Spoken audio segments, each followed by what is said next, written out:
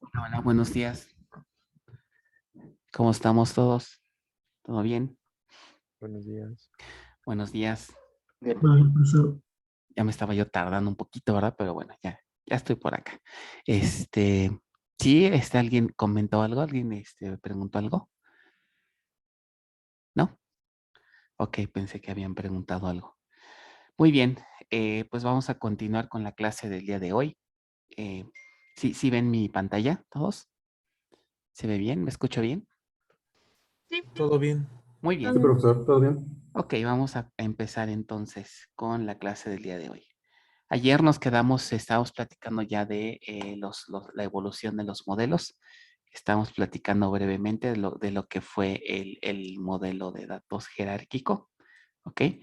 Estábamos viendo justamente este caso, ¿no? Cómo podemos representar el caso de estudio que vimos en este modelo. Entonces, como pueden notar, en este modelo pues hace uso de jerarquías, ¿no? Las relaciones se representan con punteros en donde en una relación, por ejemplo, uno a muchos, ¿no? La entidad, digamos, padre, que se llama, es la que tiene, digamos, la relación uno del lado uno y la entidad que tiene el lado many, donde está, digamos, la cardinalidad de muchos, ¿no? Se asocia a otra entidad. Por ejemplo, como aquí, ¿no? Una ciudad. En una ciudad hay varias sucursales, entonces se representa así, con un puntero. Entonces tenemos la noción de un nodo padre y un nodo hijo, ¿ok? Ya las instancias se ven más o menos de este estilo, ¿no? Cuando una entidad, una instancia se asocia con varias de otra, entonces se representan así como una especie de árbol asociadas a través de un puntero, lo que nos lleva hacia la instancia padre con la cual se asocia. Bueno, ¿qué problemas tiene esta manera de representar los datos? Por ejemplo, una de ellas es problemas cuando hay que representar relaciones muchos a muchos, ¿no? Por ejemplo, este caso. eh, ¿Se acuerdan que un agente de ventas, decíamos que un agente de ventas pudiera trabajar en varias sucursales? Entonces, eso significaría, por ejemplo, que una instancia tendría que tener dos papás. En este caso, por ejemplo, el agente Juan López trabaja en la agencia del Valle y trabajan a lo mejor también en la agencia de CEU. Entonces no puede, este segundo nodo, más bien esta segunda liga no podría existir. ¿Qué pasaba en el modelo jerárquico para poder implementar este requerimiento? Vean qué ocurre aquí. Se tiene que repetir, ¿no? Se tiene que repetir la jerarquía, romperla en dos, pero eso implicaba redundancia. ¿Sí lo observan? ¿Ok? Para saber que Juan López trabaja en dos sucursales, entonces tenemos que repetir la jerarquía en la sucursal del Valle y en la sucursal de CEU. Entonces la jerarquía de este punto hacia abajo se empieza a duplicar. Entonces aquí empezamos a generar redundancia. Y pues imagínense qué pasa si hay muchos más nodos abajo, ¿ok? Pues todos se tienen que repetir y pues eso implica redundancia y ya como vimos en el tema anterior, pues la posibilidad de inconsistencia. Entonces este representó un problema importante, ¿no? Eh, otro problema que también surgió fue, ¿qué pasa, por ejemplo, si queremos eliminar un registro o una instancia? Por ejemplo, aquí, vamos a suponer que, ¿sabes qué? La agencia de CU ya pues no tiene muchos ingresos y ya la vamos a cerrar, ¿no? Digo, también a quién se le ocurre poner una agencia de renta de autos en CU, ¿verdad?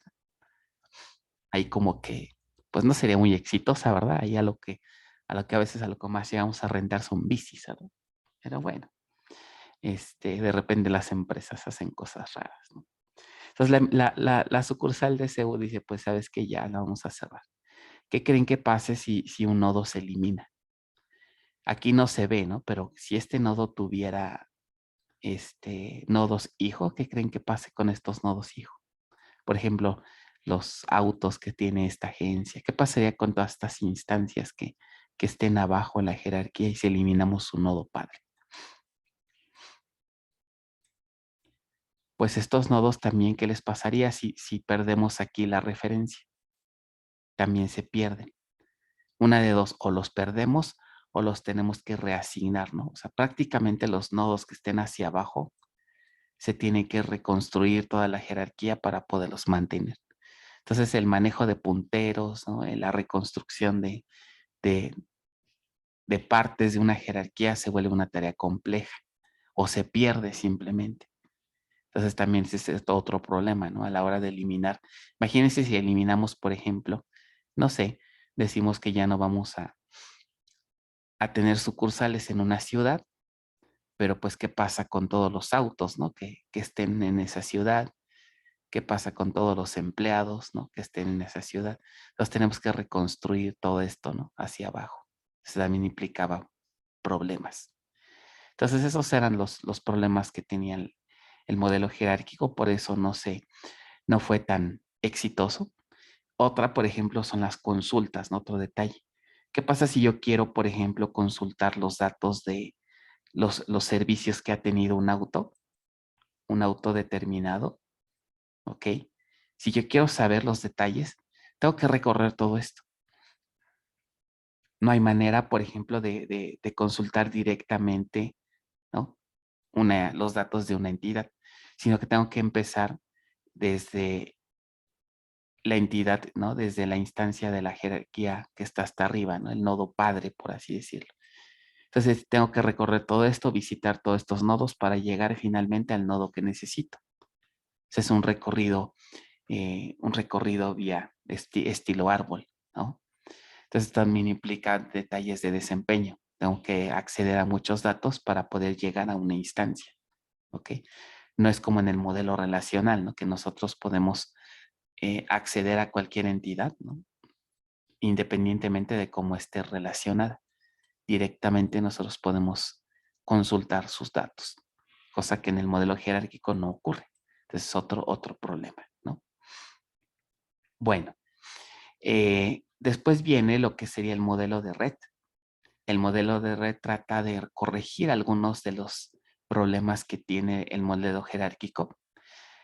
Sigue siendo un modelo jerárquico, el modelo de red sigue siendo teniendo la misma idea de tener nodo padre, nodo hijo, pero agrega algunos conceptos, sobre todo para tratar de implementar relaciones muchos a muchos de manera directa sin tener estas redundancias. ¿Ok?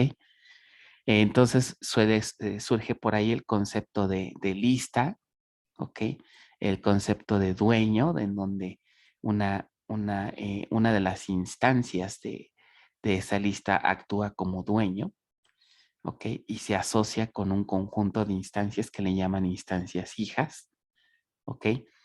En general, esta idea pues trata de agrupar y de visualizar a un conjunto de instancias como si fueran una sola. Una cosa así, por ejemplo, ¿no? Podemos crear una lista, por ejemplo, de inventarios, en donde cada lista tiene un nombre, por ejemplo, la lista de inventarios, y esa lista corresponde pues a una lista de autos que pertenecen a una agencia.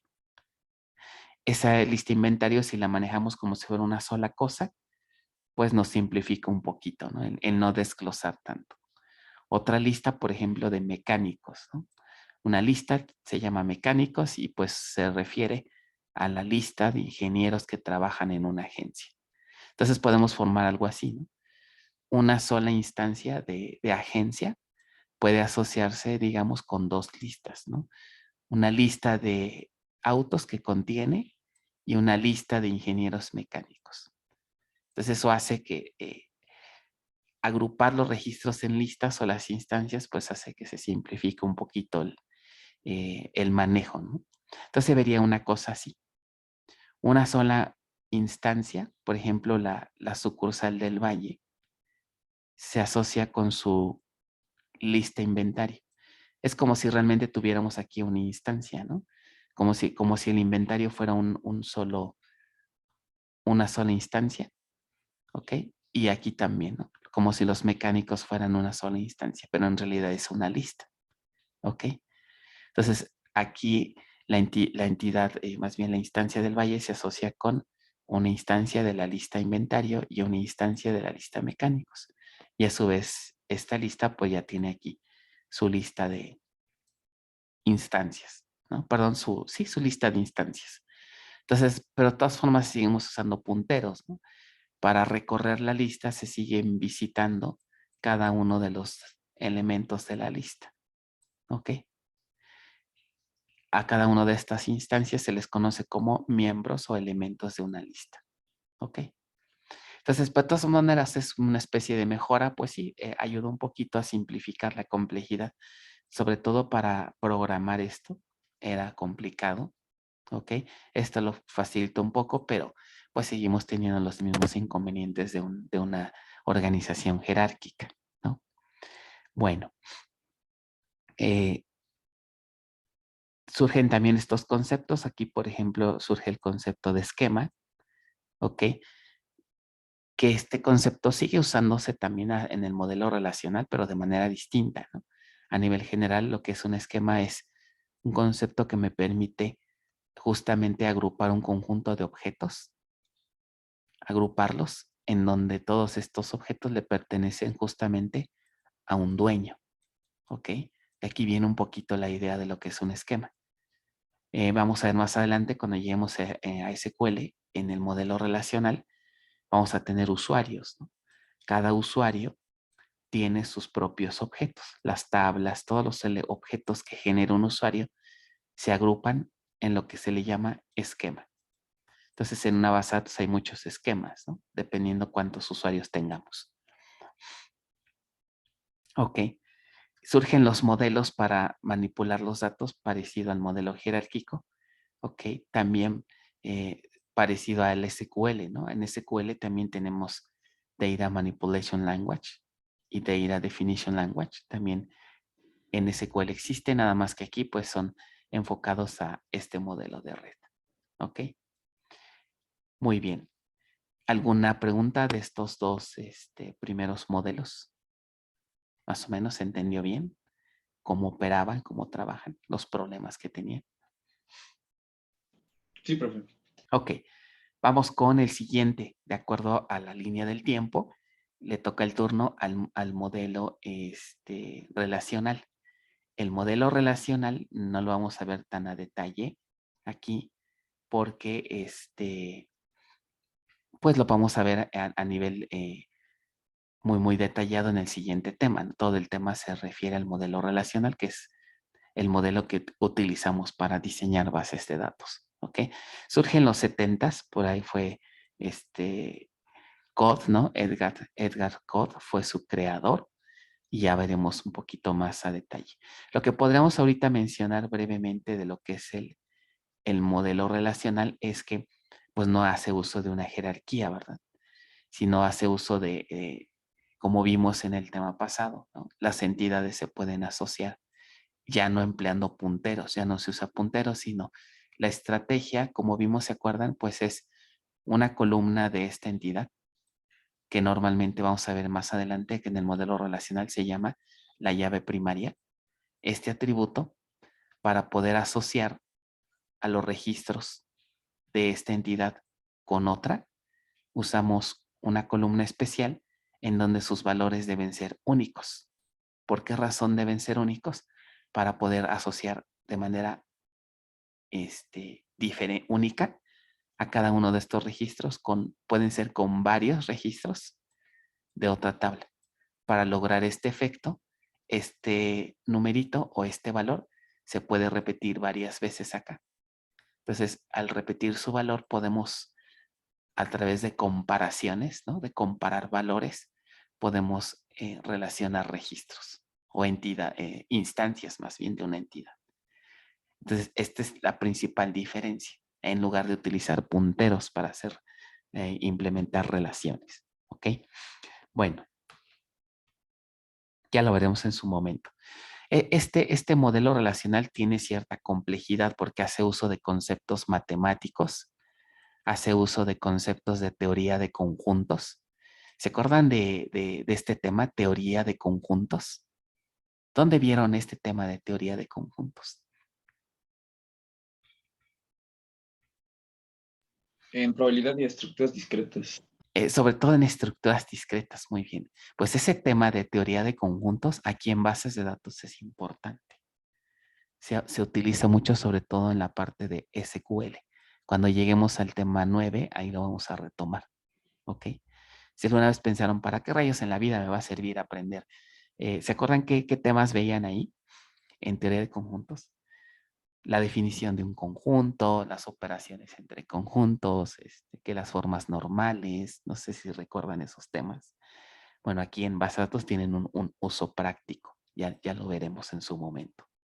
Entonces, el modelo relacional tiene ciertos conceptos que son un tanto técnicos, un tanto complejos de repente. Hace uso también concepto de cuestiones de lógica, ¿ok? Entonces eso provocaba pues cierta complejidad, sobre todo para usuarios finales que, que no tienen tanto contexto, ¿no? de estas áreas, ¿no? De sistemas. Entonces, una manera de también representar o de estructurar un modelo es a través de otra estrategia más simple. Entonces surge el llamado modelo entidad-relación. El modelo entidad-relación tiene la peculiaridad que es un artefacto que se genera en la etapa de diseño conceptual, como vimos, pero tiene el detalle que es un modelo muy simple de entender y muy gráfico, muy didáctico, ¿no? ¿Se acuerdan que les mostré un ejemplo en el tema anterior de un modelo entidad-relación que tenía óvalos, un tanto didáctico, ¿no? Que tiene rectángulos, óvalos, rombos para hacer relaciones. Entonces, este modelo, uno de sus objetivos fue generar una representación mucho más simple, que no esté casada, que no esté asociada a un modelo en particular y que sobre todo sirva para comunicar de manera efectiva y sencilla la manera en cómo se está estructurando los datos, ¿no? Cómo se están comportando los datos de alguna empresa, de algún proyecto, sin meternos a tanto detalle técnico. Entonces, ese es el objetivo de este tipo de modelos, ¿no? Fue propuesto por Peter Chen, vamos a ver, platicar de ello en el tema 4 de este modelo, ¿ok? Y pues básicamente es eso, ¿no? Empleado para construir una vista unificada de los datos, empleando un enfoque natural, ¿ok? Fácil de entender para un usuario final e independiente, esto es importante, del tipo de modelo de datos, ¿ok? Tuvo bastante uso, sigue siendo muy popular y se convirtió en un estándar, ¿no? Se convirtió en un modelo estándar para modelar bases de datos por ahí de los 90 más o menos. Se sigue usando y pues lo vamos a usar en el tema 4. Que he de confesarles, ¿no? A lo mejor algunos profesores me van eh, a odiar por lo que les voy a decir, pero bueno, la verdad es que pues se usa en la práctica, que les digo, ¿no? Entonces mucho de lo que les platico aquí es lo que pues he visto afuera, ¿no? En la industria, en la práctica. Cuando ya, por ejemplo, un ingeniero de datos o un ingeniero que se dedica a hacer modelos tiene, digamos, ya cierta experiencia, ya tiene bastante entendimiento y habilidad para modelar, a veces este modelo se lo salta y se va directamente al relacional. Puede ser, más que obviamente hay que tener cuidado. Eh, Eso ocurre, por ejemplo, también cuando los usuarios o cuando todos los involucrados en el proyecto tienen cierto nivel técnico, ¿ok? Tienen un cierto nivel. Entonces, como todos entienden bien los conceptos del modelo relacional, puede que este modelo ya no se utilice tanto. Un ejemplo claro es cuando estaba yo trabajando en INE, no existía un modelo entidad-relación. Era curioso, no existía. Existía únicamente el modelo relacional. Y todos los usuarios entendían muy bien toda la cuestión de los conceptos del modelo relacional. Entonces, no se hacía el entidad-relación. Pero bueno, a pesar de que era una base de datos grande. De repente hay empresas que no lo usan, pero bueno, es bueno conocerlo, ¿no? Sobre todo en bases de datos grandes que tienen bastantes reglas de negocio. Ok. Después siguiendo en la línea del tiempo, viene después de ello el auge de la programación orientada a objetos. ¿Ok? Por ahí más o menos de los 80s, una cosa así. Seguimos nuestra tablita en la línea del tiempo. Viene lo que es la programación y del lado de bases de datos, pues tuvo también un impacto importante. Entonces surge el concepto de ORDBMS y OODBMS. ¿Ok? Empezando por esto. O sea, vino fuerte el auge de la programación orientada a objetos y entonces que se decide tratar de implementar un DBMS, pero que sea completamente orientado a objetos. La OO es de Oriented Object, ¿no? Más bien Object Oriented, perdón, Object Oriented Database Management System. Entonces, ¿qué característica tienen estos DBMS? Que están basados 100% en objetos. Aquí ya no existe el modelo relacional, sino que todo se guarda en términos de objetos. Ustedes recordarán de su curso de bases, de ingeniería de software. En ingeniería de software, pues ustedes hicieron modelos, ¿no? Orientados a objetos. ¿Qué conceptos o qué elementos tiene un modelo orientado a objetos? ¿Se acuerdan? Ahí no hablamos tanto de tablas, no entidades, sino hablamos de la entidad. ¿A qué concepto sería equivalente en objetos? ¿Quién me dice? Clase. Exacto, muy bien, a una clase. Ahí hablábamos de clases y hablábamos también había relaciones entre clases, ¿no? ¿Se acuerdan? Por ejemplo, no sé si vieron, en objetos hablábamos o se habla, por ejemplo, de cuando una clase se asocia con otras, más o menos se representa así. El concepto de agregación, ¿le suena? Agregación. El concepto de composición, ¿alguien lo llegó a ver? O simplemente una asociación entre clases. Y se utilizaba por aquí un rombito para indicar si es agregación y si era composición se rellenaba el rombo, ¿no? ¿No vieron esto? Sí, ¿No? Entonces, esto, si se fijan, tiene ciertas similitudes con el modelo relacional. Entonces, ¿qué se intentó hacer aquí? Que este modelo orientado a objetos en donde tienen clases, relaciones, también podría haber herencia, ¿se acuerdan de herencia? Así tal cual este modelo, como está, se persistiera en disco. Las instancias de este modelo, así tal cual, la instancia se persistía, ¿no? En objetos también hablamos que hay instancias, ¿no? La instancia de una clase. Pues tal cual así las instancias se almacenaban en disco. Es decir, no había una transformación de la programación orientada a objetos a algún modelo de bases de datos. No existía. O sea, existía un solo modelo, que era el modelo orientado a objetos. Entonces, los objetos de una aplicación se guardan tal cual en la base de datos, como objetos, no como tablas, no como registros. Por lo tanto, no existían las tablas, ni siquiera existe el SQL, porque pues el SQL está enfocado al modelo relacional. ¿Ok? Entonces existía un solo modelo. Hubo algunas implementaciones interesantes. De hecho, aquí hay una primera tarea. En este tema vamos a dejar dos tareas pequeñas que vamos a agrupar para que no sea tan pesado para ustedes. Incluir varios conceptos en la misma tarea para que nada más sean dos. Entonces, la primera tarea de este tema va a ser, el primer concepto que le vamos a incluir a esta tarea va a ser leer un poquito de alguno de estos productos que implementan una base orientada a objetos. La que vamos a investigar es esta, Versant Object Database. Es interesante que conozcan un poquito de cómo trabajaba esta base de datos. Entonces, la tarea consiste en investigar brevemente, ¿no? En qué consistía esta base de datos, y un punto que puede ser interesante es checar por qué no fueron tan populares, ¿no? Como las relacionales. Para que se den una idea más o menos cómo trabajaban estos de BMS. Por ejemplo, si yo quiero guardar, imagínense que tengo una clase, la clase piloto, genero una instancia, ¿no? De un piloto, ¿no? Hablando a lo mejor de cuestiones de autos, ¿no?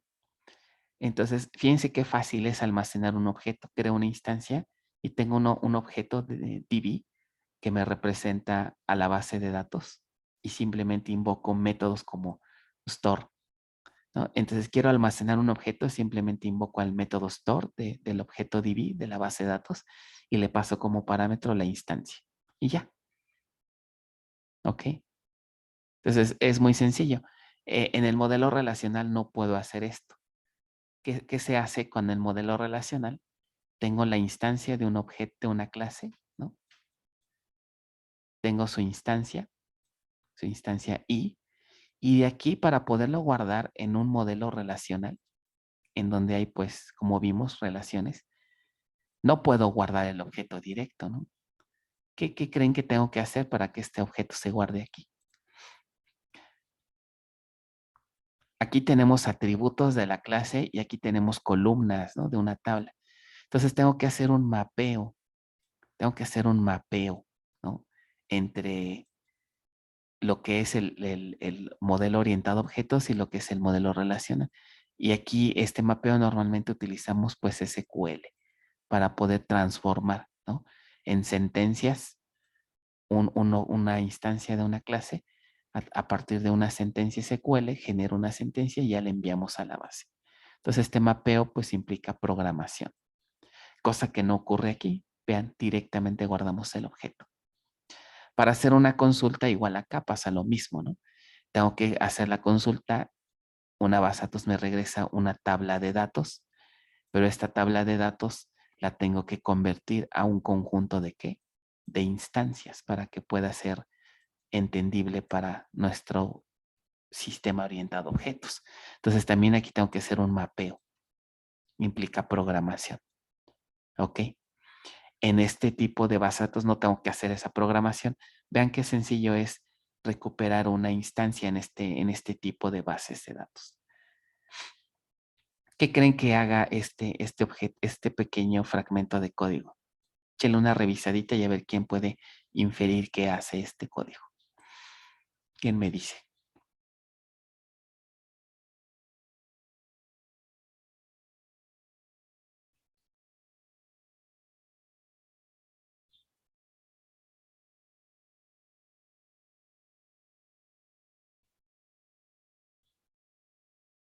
¿No? ¿Qué observan? ¿Qué se está haciendo en este fragmento de código?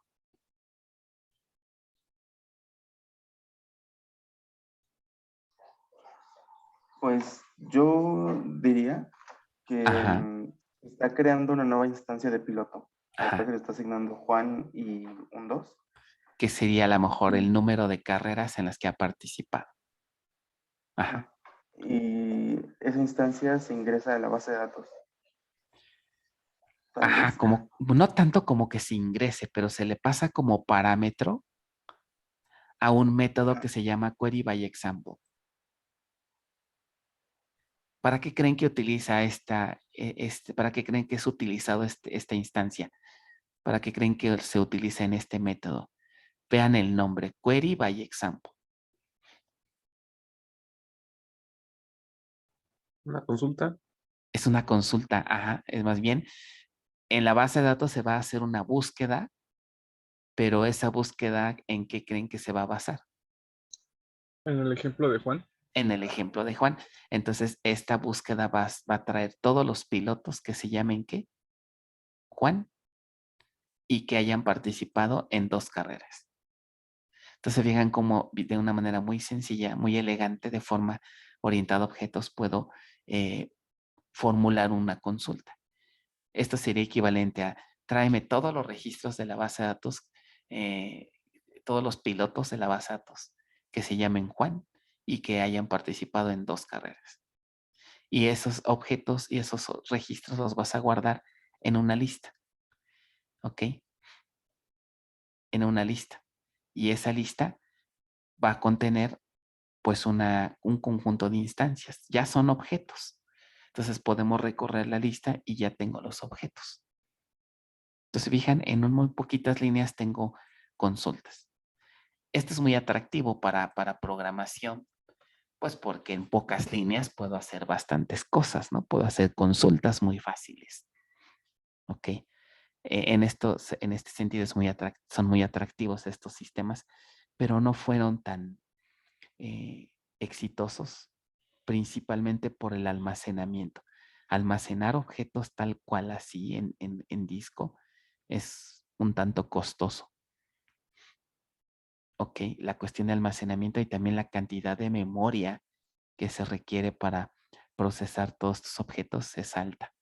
Esa fue una de las principales razones por la cual no fue, digamos, tan exitosos estos modelos. Ok, pero bueno, existieron y aquí hay varios ejemplos de bases de datos que son así. Ok, bueno.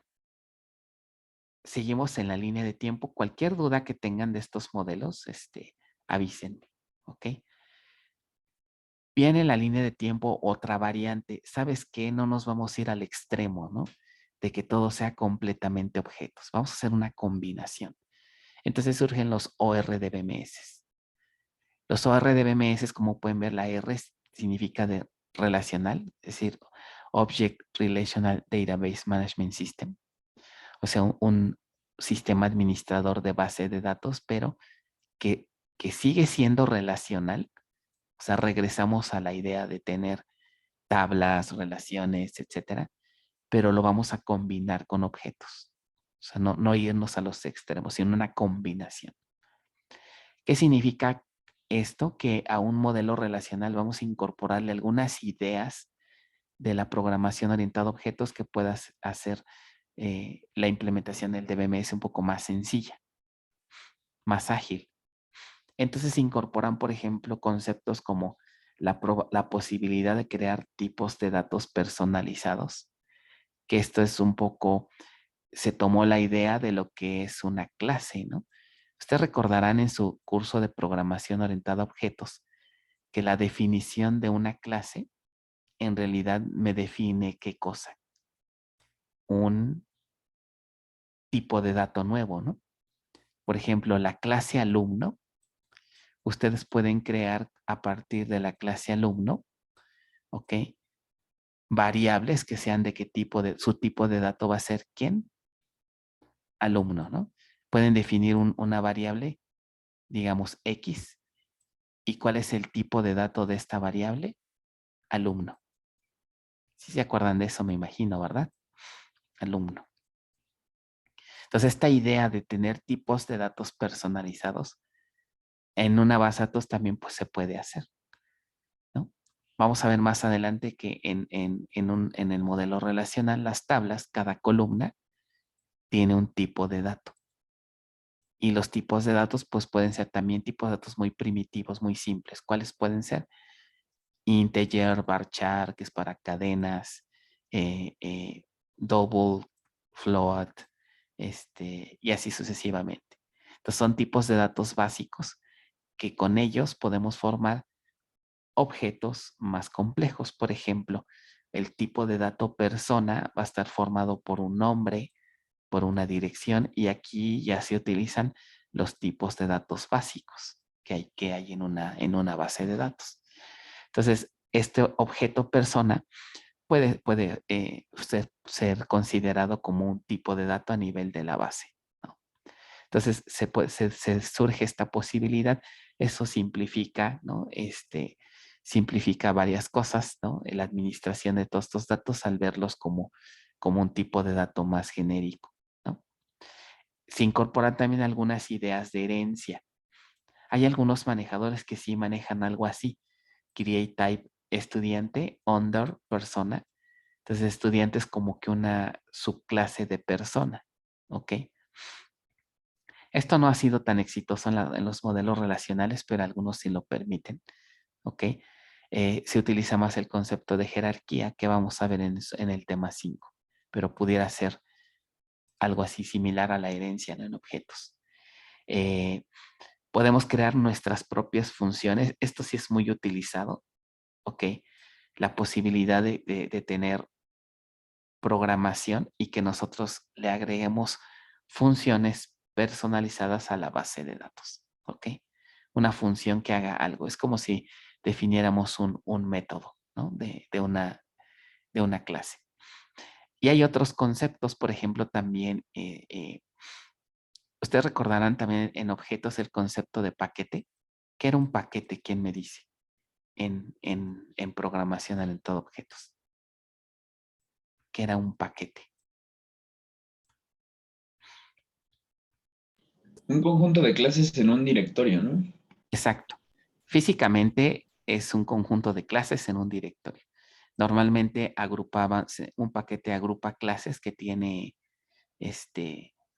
funcionalidad en común, ¿no? Y un paquete tiene un nombre. Bueno, en base de datos también se puede hacer eso. En la programación PL/SQL tenemos la probabilidad de tener paquetes, ¿ok? Y un paquete puede estar formado por un conjunto de objetos, nada más que aquí no son clases, ¿no? Aquí pueden ser procedimientos, funciones, constantes, ¿ok? Entonces todos estos objetos se pueden asociar a un paquete que tiene la misma funcionalidad. Esto lo vamos a aprender a revisar de manera general cuando lleguemos al tema 10 en la parte de la programación PL/SQL. Pero pues obviamente el concepto de paquete está inspirado en el concepto de paquete que tiene la programación orientada a objetos. Entonces, esto, en realidad los RDBMS que vamos a ver en este curso, ¿ok? En realidad son ORDBMS, porque tienen la capacidad de desarrollar este tipo de ideas. Entonces, todos ¿se acuerdan de los productos que hablamos? Que hablábamos de MySQL, hablábamos de Postgres, hablamos de SQL Server en Microsoft, del propio Oracle, ¿no? Todos estos son sistemas relacionales, pero también son ORDBMS, ¿ok? Porque todos tienen estas funcionalidades, ¿no? De utilizar conceptos de la programación orientada a objetos. ¿Ok? Y todo va enfocado todo se reduce a, ¿se acuerdan a lo mejor cuando les platicaron de la diferencia entre programar estructurado y programar en objetos? Que a veces al alumno le cuesta mucho trabajo, ¿no? Todo se basaba en el principio muy básico del concepto de objeto. ¿Se acuerdan del concepto de objeto que les decía? Un objeto está formado por dos elementos, las características y su comportamiento. Y cuando se mapea ya a una programación, cuando ya lo programamos, cuando ya lo implementamos, ¿no? Estos dos elementos, las características se representan como atributos de una clase y el comportamiento como métodos, ¿no? Creo que les platicaron eso. Pero aquí el detalle es que la manera en cómo debemos interpretar esta definición es lo que nos hace diferenciar entre si realmente estamos programando en objetos o no. ¿Quién me dice cómo deberían de utilizarse estos conceptos para que realmente podríamos presumir que un sistema realmente está orientado a objetos? ¿No? Fíjense. ¿Nunca les han preguntado eso si realmente están programando orientado a objetos o si siguen programando en estructurado, pero empleando un lenguaje orientado a objetos? ¿Ok? Hay muchos alumnos que dicen, yo ya sé programar orientado a objetos. ¿Por qué? Porque ya aprendí Java, por ejemplo, ¿no? Que es uno de los lenguajes más representativos de este modelado, de este paradigma. Pero realmente el hecho de que sepan el lenguaje, ¿creen que realmente están programando en objetos? O sea, porque ya crean instancias y toda la cosa ya es objetos. Pues no. Si ahorita yo les preguntara qué tendrían que validar para que un programa, un sistema realmente sí esté bien programado en objetos, ¿qué me dirían ustedes? ¿Qué validarían? Modularidad. ¿No? ¿No se les ocurre algo?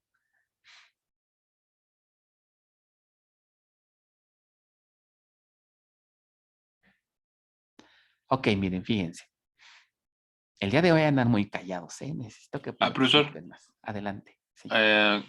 bueno, no sé si esté bien, pero buscar que el proyecto tenga herencia, cohesión, abstracción, polimorfismo, Ajá. acoplamiento y encapsulamiento, esos principios, o Sí, es correcto. O sea, de entrada, el sistema debe de implementar todos esos conceptos que son bien importantes. Los voy a poner aquí. Herencia, por ejemplo, encapsulamiento, polimorfismo, relaciones entre clases, ¿no? Que son las que vimos, agregación, asociación, composición. No sé por qué no me pone los acentos aquí, pero bueno, se los debo en esta herramienta. Pongo el acento y no pone nada, pero bueno. ¿Qué otro se ve? Pues obviamente el concepto de clase, ¿no? Inclusive por ahí la cuestión de castings entre objetos, que tiene que ver un poco con polimorfismo. Clases abstractas, interfaces. Ok. Estos conceptos, los pongo aquí para pues hacer un comentario porque como ingenieros en computación, esto tiene que ser algo que deben de dominar ustedes. Ok, yo esperaría, ¿verdad? profesor, ese se utiliza mucho en los ERPs. Ok. Y no nada más ahí. El desarrollo de software pues sigue estando dominado por este paradigma. ¿Ok? Algo que es un poco preocupante, que a veces he notado en estudiantes, es que hoy en día hay muchos lenguajes que son de muy alto nivel y que estos conceptos a veces los ocultan. El problema es que a los alumnos pues les empieza a gustar mucho lenguajes que son de alto nivel. ¿Por qué razón? Pues porque son más fáciles, ¿no? Tienen una sintaxis muy sencillita. Nos gusta que ya no tengamos que estar poniendo punto y coma al final, que no tengamos que estar declarando tanta variable, ¿no? Por ejemplo, a veces, sobre todo con este lenguaje, ¿no? Muchos alumnos odian horriblemente este lenguaje, ¿no? Exacto, aquí mencionan Python, por ejemplo. ¿Por qué? Pues porque no nos gusta estar escribiendo, por ejemplo, esto, ¿no? Por ejemplo, esto.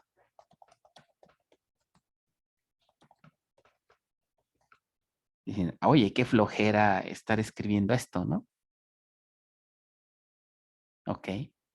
Pues que no sería más fácil que si yo pongo var s, ¿no? Igual a hola. Pues qué fácil así, ¿no? A escribir esto, ¿no? Igual a hola, por ejemplo. Ok. Go también exacto, como comentan por acá. Pero, ¿qué opinan ustedes de esto? ¿Está bien o no? Hay muchos alumnos que, por ejemplo, pues aprenden esto y esto ya no les gusta, ya no lo aprenden. ¿Creen que sea bueno o no? Depende también de a qué tanto quiera llegar Ok. la persona en la cuestión profesional. Pues como les explico que pues se supone que somos ingenieros en sistemas, ¿no? Si yo estoy en una carrera de ingeniero en sistemas, ¿creen que sería como que un justificante decir, ay, no, pues es que yo no voy para esto? ¿No? Es También preocupante, por varios, ejemplo. Sí, adelante, adelante. perdón, profe. Sí, es que también muchos profesores nos dicen que la formalidad es importante. Creo que el dilema que a veces tenemos todos cuando aprendemos cualquier lenguaje, primero los estructurados como C, por ejemplo, siempre Ajá, nos recomiendan que le demos formalidad a lo que hacemos. ajá, Si lenguajes ya avanzados o de alto nivel como Python, en el caso ya de objetos, o que también ujú, es que va más allá también inclusive, pues nos puede facilitar las cosas cuando queremos hacer un desarrollo complejo, ¿no? Ujú, Pero en principio, si queremos tener formalidad en lo que hacemos, pues importante tener estas estructuras como en Java, por ejemplo. ajá. Eh, pero aquí hay una cuestión, la formalidad. Bueno, sí, adelante, José, sí, adelante. ¿Quieres agregar algún comentario? Adelante. Pues bueno, se me hace como interesante. Ujú, Yo estoy creo que un poquito al revés. Am, Aprendí a programar como en Python y en estos lenguajes de alto nivel, ujú, pero en algún punto me di cuenta que no era suficiente o que no entendía bien lo que estaba haciendo. exacto. Entonces, pues ahorita estoy tratando como de aprender otras cosas que realmente me permitan entender lo que quiero, ¿no? Exacto. O lo que necesito. Ajá. Fíjense que lo que comentas es muy importante. Yo agregaría lo que les platican de la formalidad, pero ¿qué significa la formalidad en realidad? Eh, la formalidad más bien va más allá, sino ¿qué es lo que realmente pasa con esto? ¿No? Porque esto, por ejemplo, no les dice qué pasa en la memoria, ¿ok? ¿Cómo la máquina realmente está manejando esta variable? ¿Ok? ¿Qué pasa, por ejemplo, cuando tenemos un problema de concurrencia, cuando tenemos un problema de uso, por ejemplo, problemas con uso excesivo de RAM? ¿Ok? Cuando tenemos problemas de desempeño, cuando tenemos problemas de concurrencia, ¿ok? Los sistemas de hoy en día, pues esto es vital, que múltiples usuarios puedan acceder a su programa y funcionen bien, tener alta disponibilidad. O sea, en general, si no entendemos bien lo que ocurre con estos lenguajes a la hora de implementar requerimientos no funcionales como son seguridad,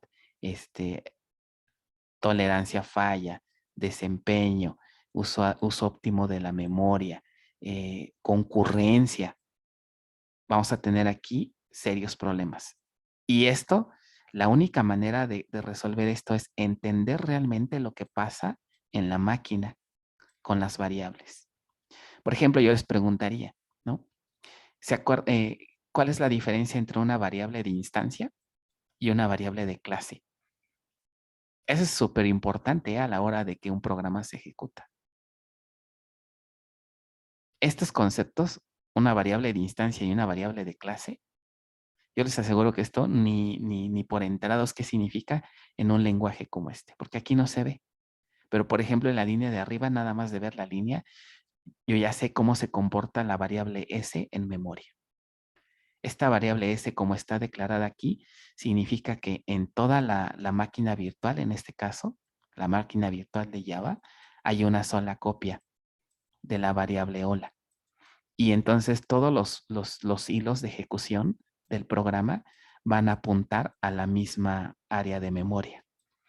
Tiene impacto, ¿no? No es lo mismo tener esto que tener múltiples copias, cada una asociada a hilos distintos. Esto debería de ser algo que un ingeniero en sistemas debería de manejar con todo detalle, ¿no? La programación multihilos también es algo que pues se usa mucho afuera. Y manejar con hilos de ejecución, varios hilos accediendo a las variables de un programa, implica conocer todo esto. ¿Ok? Entonces, ahí es donde veo, sí es preocupante que los alumnos, por ejemplo, se enfoquen a estos lenguajes y así se van a la industria. No saben la cantidad de problemas que hay cuando llega personal que no tiene el contexto, las bases suficientes como para saber cómo opera el programa a nivel de memoria, a nivel de hilos de ejecución, ¿no? Programar en concurrencia, etcétera. ¿Ok? Pues por aquí están poniendo algunos comentarios, ¿no? Reflexiones en el chat. Entonces, depende, dice aquí, depende de la aplicación. Dice, por ahí escuché un chiste en el que implementar Python es el que en el alucinaje provocaría muertes. No, bueno. Eh, no es que sean malos estos lenguajes, son muy buenos, ¿ok? pero siempre y cuando yo diría que es bueno que ustedes aprendan un lenguaje de alto nivel, siempre y cuando ya tengan el background de otros lenguajes que están más abajo, que sepan realmente lo que ocurre a un nivel más bajo. Si no, entonces sí estamos en problemas. No por algo, por ejemplo, pues todavía en la facultad siguen enseñando lenguaje C, ¿no? Ustedes me dirán, ¿y qué sistema hoy? Un sistema web, pues no está hecho en C, ¿no? Pero, pero ¿qué es lo que hay abajo de todos estos lenguajes, no? Seguimos teniendo estos lenguajes que están abajo, ¿no? Dice aquí, si se puede trabajar multihilos con Python, aunque sí tiene uno que otro problemilla, dicen aquí, ¿ok? A veces por mala aplicación, pues hasta ensamblador, ¿no? Nos siguen enseñando y no quiere decir que ya estemos obsoletos, ¿no? Más bien es entender bien, pues cómo trabajan las cosas en una máquina, ¿no? El lenguaje C se sigue usando mucho, por ejemplo, en la empresa, en Oracle, ¿no? En Oracle de repente nos toca implementar cosas en C, ¿no? Estando ya en estas alturas, hay muchas cosas que se siguen haciendo en C. No por una cuestión de que sea obsoleto, sino por una cuestión de desempeño, de requerimientos, ¿no? Entonces aquí me desvío un poquito, pero no creo que es importante comentarlo, ¿no? No se quede nada más con estos lenguajes, ¿ok? El formalismo que tiene o la rigidez que tiene un lenguaje como este, ¿no? O como otros, eso les va a dar un conocimiento más profundo de cómo realmente trabajan las cosas. Eso se va a traducir en que realmente estamos entendiendo lo que hacemos, vamos a poder producir o generar software o productos de mucho mejor calidad y cuando las cosas fallen, vamos a tener el skill, ¿no? Y las habilidades para poder resolver problemas como es, por ejemplo, una corrupción de datos por una cuestión de competencia o una actualización concurrente cuando estamos trabajando en un proceso multihilo, ¿no? Cosas de este tipo. Entonces, y pues también, entre más alto está el lenguaje, podemos caer en riesgo de que la programación de entrada de objetos no la estamos implementando como debe de ser. ¿Ok? Seguimos todavía teniendo errores como diseñamos clases en donde tienen atributos y comportamiento que no tienen nada que ver con el objeto. Entonces ahí es donde vemos que pues realmente nuestro conocimiento de objetos no es tan bueno. ¿Ok? Entonces, algo también importante, la programación funcional es algo también que ya debería de ser un must para ustedes. ¿Ok? Aprender lenguajes basados en programación funcional es algo que también con lo cual deberían ya de salir de la escuela con buen nivel. ¿Ok? ¿Alguien ha estudiado o alguien programa con este estilo, programación funcional?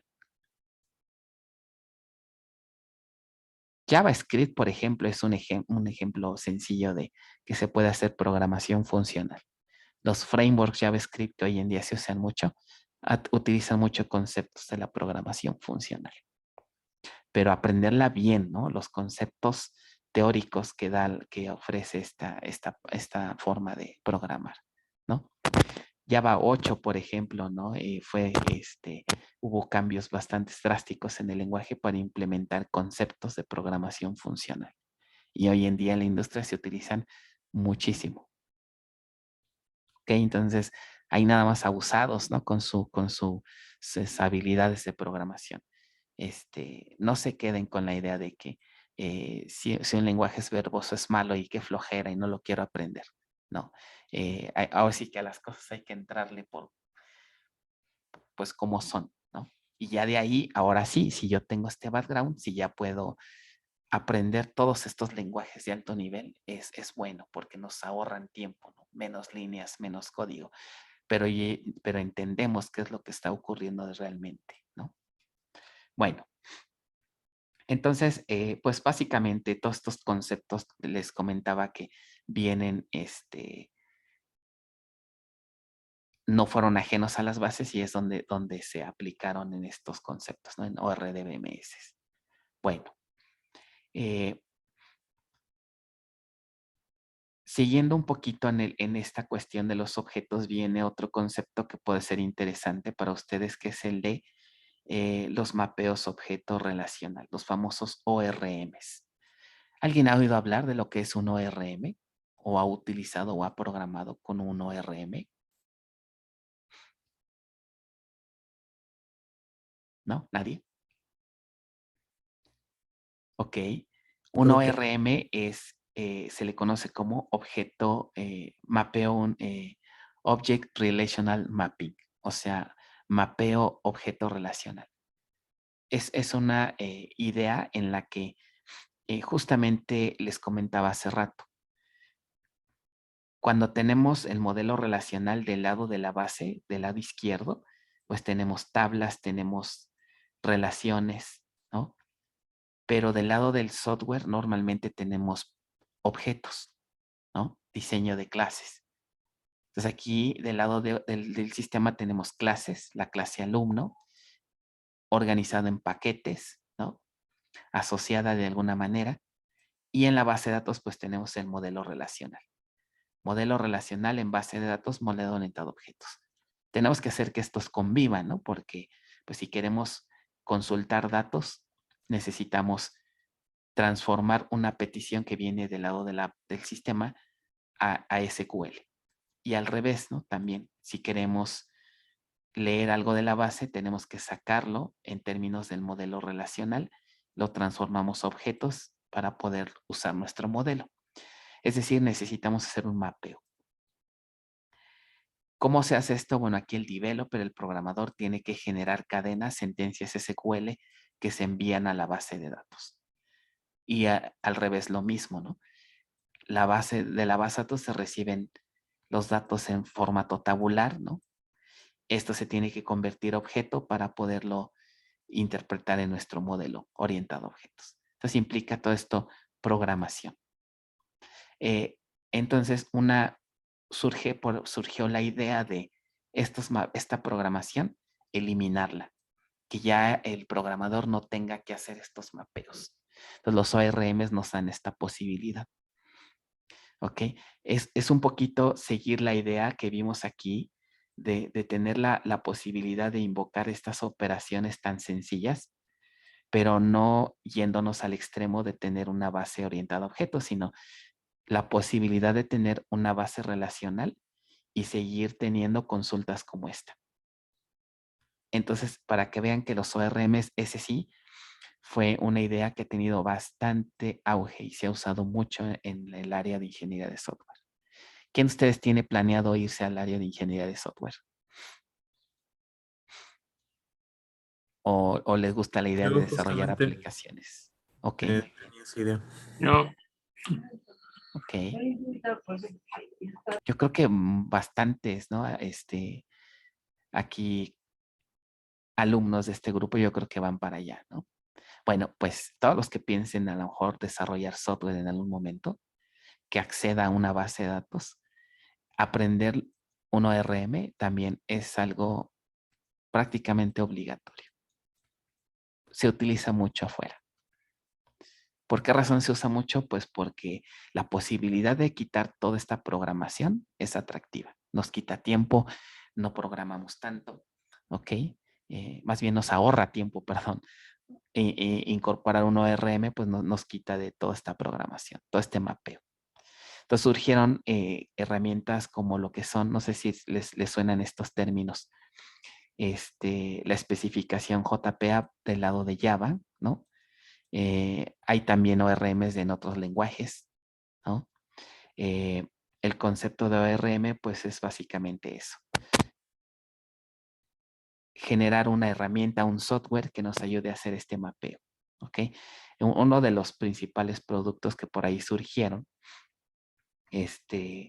para implementar ese concepto fue una herramienta en Java que se llama Hibernate. ¿Alguien ha escuchado hablar de esta herramienta? sí, Ok. Es como que el ORM representativo de esta idea está escrito en Java. Ok. Y se utiliza mucho en la industria. Ok. De aquí ya después vino la especificación y otras cosas. Ok. pero básicamente es eso. Entonces surge el concepto de mapeo. Mapear una clase a una instancia. Entonces surgieron dos técnicas, mapeo con XML, mapeo con anotaciones. ¿Alguien ha utilizado las anotaciones en programación? Este es un ejemplo de una clase con anotaciones. ¿Dónde observan las anotaciones en esta clase?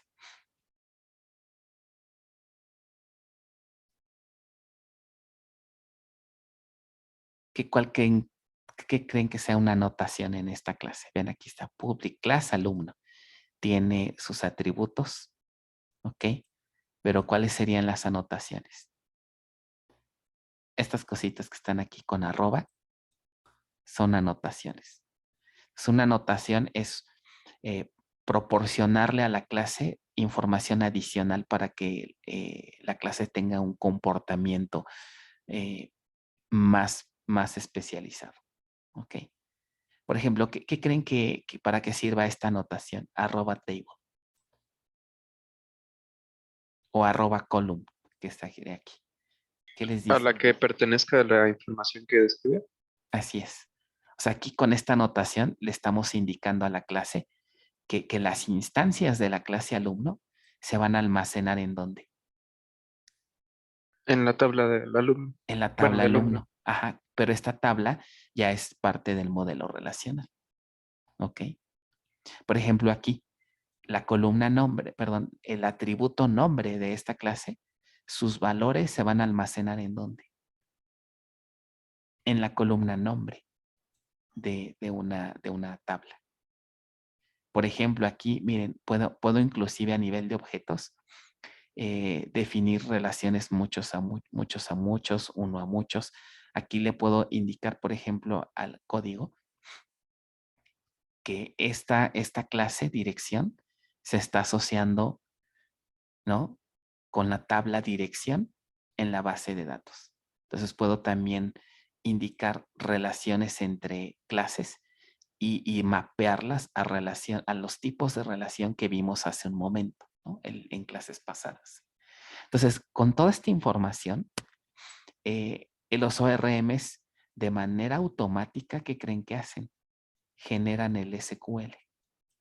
¿Ok? Con base a estos mapeos, ¿no? El ORM, digamos, detrás de cámaras, genera el código SQL. Y ese código SQL se lo envía ya a la base de datos. O sea, nosotros ya ni siquiera programamos en SQL. Ya lo hace el propio ORM. Por eso a veces cuando daba cursos de esto, les decía a los participantes, ahorita que empezamos el curso, el ORM sabe más SQL que ustedes, ¿no? La herramienta sabe más SQL que nosotros. Y sí es cierto, es curioso ver cuando invocábamos así operaciones como estas, podríamos habilitar la bitácora y ahí veíamos cómo la herramienta construía las sentencias SQL y las enviaba a la base de datos. ¿Ok? Basado en este mapeo. Entonces, esa es, digamos, la característica interesante que tienen los ORMs, ¿no? La capacidad de generar código SQL y eso ya no los ahorra a nosotros como programadores. Otra manera de hacer mapeo es con XML. ¿Todos están familiarizados con lo que es XML? ¿A qué se le parece el lenguaje XML? Al HTML. HTML. Así es. Entonces vean otra manera de hacer un mapeo, ¿no? Aquí puedo también, este mismo mapeo que ven en objeto, también lo puedo hacer de esta técnica. Aquí, por ejemplo, la tabla alumno dice aquí, se mapea con la clase alumno. Y aquí también hago el mapeo, la correspondencia entre atributos y columnas de una tabla. ¿Ok? Entonces, en esta primera tarea, otro punto que vamos a agregar es investigar muy brevemente qué son estos dos conceptos. ¿Ok? Y para los que les digo van para ingeniería de software, esto debería de ser también algo de lo que debería de existir en su arsenal de herramientas, ¿no? Sí, Luis, adelante, ¿vas a comentar algo? Sí, es más que nada una pregunta. En el código de Java veo que hay un comentario que dice que se omiten getters y setters. ¿Tiene alguna importancia? Sí, O- Sí, lo que son los getters y setters, los famosos métodos get y los famosos métodos set, implementan el concepto de lo que es este encapsulamiento de la programación orientada a objetos. Y esta idea de encapsulamiento, de tener métodos de acceso para los atributos de una clase, se utiliza mucho en bases de datos, en desarrollo web, en servicios web, en un montón de funcionalidades que se utilizan en el software ya. ¿Ok? Ok, pero más que nada mi pregunta es ¿por qué se omiten? Ah, ¿por qué se omiten aquí? Ah, ¿por qué puse esto? Por para no poner todo el código.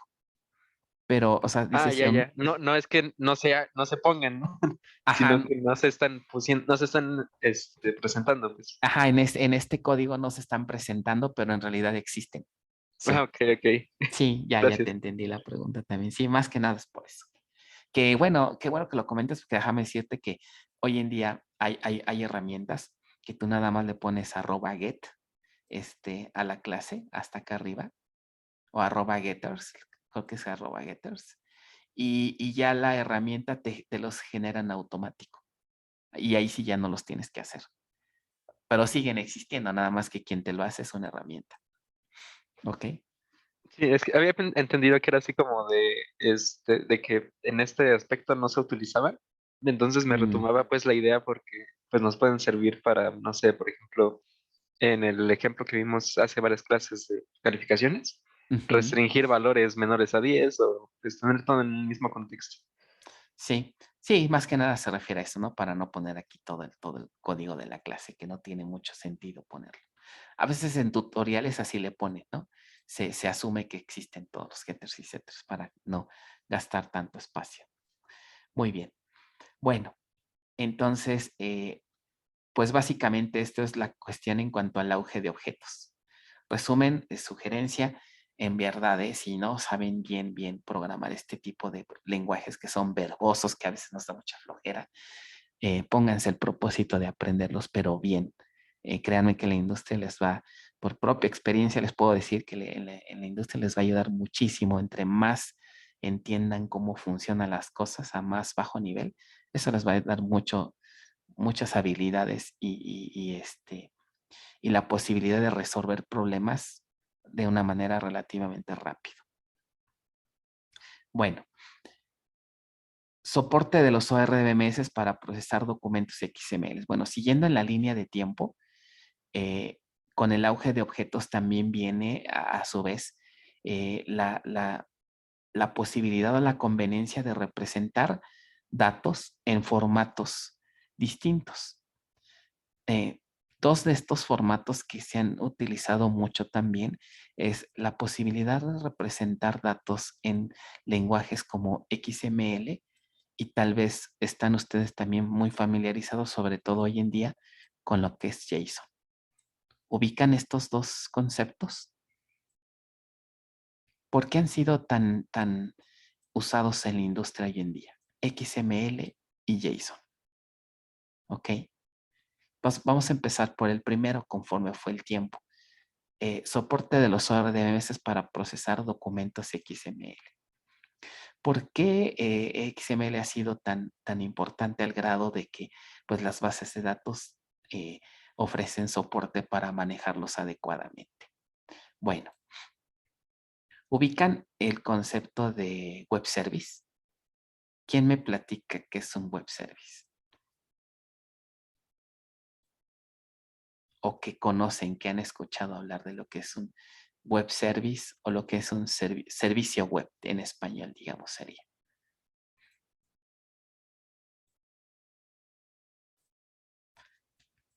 Es un concepto que se utiliza muchísimo también en la empresa, muchísimo, en la industria, perdón, mucho. Y aquí básicamente tenemos dos variantes. Los famosos web services de tipo SOAP o SWAP, más bien, y los de tipo REST. ¿No? ¿No les suenan estos conceptos? Bueno, pues también para ingeniería de software, esto debería ser algo también que esté en su arsenal de conocimientos. ¿ok? Por el uso tan grande que tienen hoy en día. Bueno, ok, vamos a ver para cómo funcionan rápidamente. Aquí les dibujé. Supongamos que ustedes entran a la aplicación de Amazon y hacen compras, ¿no? Se generan su orden de compra y bueno, ya van a gastar 1,000 pesos, ¿no? En algo que quieren comprar. ¿Qué creen que hace el sistema de Amazon para poderles hacer el cargo de los 1,000 pesos? Normalmente, pues capturamos los datos de una tarjeta, ¿no? ¿Qué haría, qué hace a nivel muy básico una aplicación que quiere hacer un cargo a una tarjeta? Revisar con el banco. Tiene Tenga que fondos. comunicarse con el banco, ¿no? El banco es quien tiene la facultad de hacer cargos. Entonces, eso implica que tiene que haber una ¿qué? Comunicación entre estos dos sistemas. Tienen que intercambiar datos. Esto se hace a través del concepto de web service. Un servicio web es exponer un servicio, como su nombre lo indica, para que el banco tiene web services, los expone, los ofrece, por así decirlo, para que múltiples clientes puedan consumirlos. ¿Ok? Es como si ustedes tuvieran una suite de funcionalidades y pues las ofrecen a sus clientes. ¿Ok?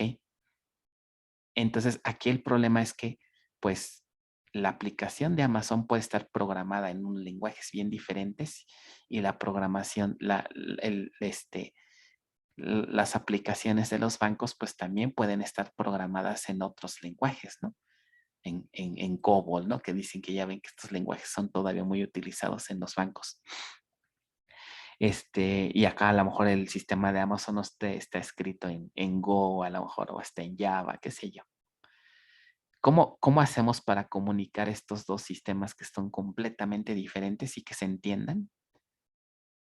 A través de un web service, pero ¿qué lenguaje creen que se utiliza mucho para comunicar dos sistemas que pueden ser muy heterogéneos? El XML. XML. XML tiene esa bondad que permite intercambiar datos, información, datos sobre todo más bien, entre dos sistemas que nada que ver. Entonces, ¿qué es lo que hace, por ejemplo, Amazon? Construye un documento XML parecido al ejemplo que vimos, en donde, por ejemplo, dice, voy a hacer un cargo, quiero hacer un cargo. Le llega al banco un XML que llega así, quiero hacer un cargo. Ok, bueno, pues entonces dime qué tarjeta. Entonces genero un tag que se llame tarjeta. Aquí le paso el valor de la tarjeta, los dígitos. Cerramos el tag de tarjeta. Bueno, ¿qué más creen que necesito para hacer un cargo? La tarjeta. ¿Qué otra cosa? El propietario. A lo mejor, ¿no? El titular. ¿Quién es el titular de esta tarjeta? Pues Juanito López, ¿no? El titular. ¿Qué otra cosa creen que se necesite? La Pues, dirección Fecha de expiración de la facturación. tarjeta. ajá, a lo mejor la fecha de expiración de la tarjeta. Ahí va. Entonces, todos los datos que se necesiten, pues puedo formar un documento XML con los tags que yo quiera. Y lo más importante, ¿no? Pues el cargo, ¿no? El importe, cuánto vamos a cargarle a la tarjeta, ¿no? Aquí va, 1,000 pesos. Y así. Entonces podemos construir un documentos y ya, digamos, vamos a suponer que aquí acaba. Entonces cerramos el tag. Podemos formar documentos tan complejos y grandes como se necesite.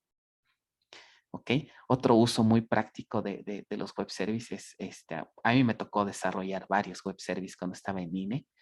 Los módulos, por ejemplo, cuando ustedes van a tramitar sus credenciales que van a un módulo, cuando se captura un trámite, todos sus datos que se capturan, se construye un documento XML.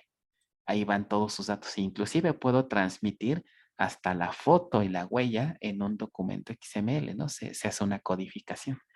Este documento viaja.